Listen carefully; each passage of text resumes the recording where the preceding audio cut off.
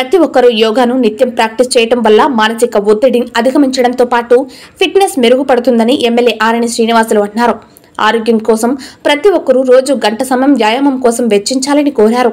ఆరోగ్యం బాగుంటేనే మెరుగైన ఆలోచనలు వస్తాయని, దీనితో ఆరోగ్యవంతమైన సమాజం రూపుదిద్దుకుంటుందని ఆయన చెప్పారు.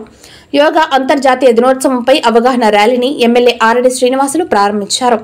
పతాంజలి యోగా సమితి, భారత స్వామియాన్ సంయుక్తంగా ర్యాలీని నిర్వహించాయి.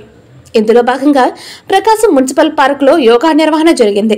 ప్రజల్లో అంతర్జాతీయ యోగా దినోత్సవంపై అవగాహన కల్పించడం ముదావాహనం అని ఎమ్మెల్యే అన్నారు.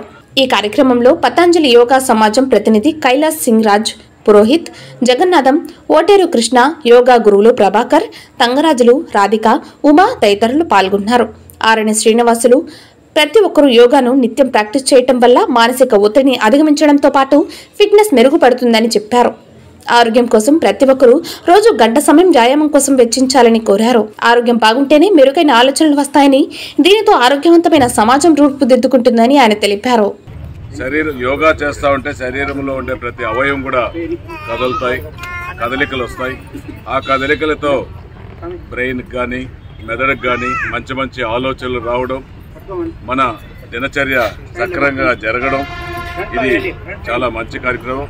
దాంతోపాటు వ్యాయామాలు కూడా చాలా ఉన్నాయి.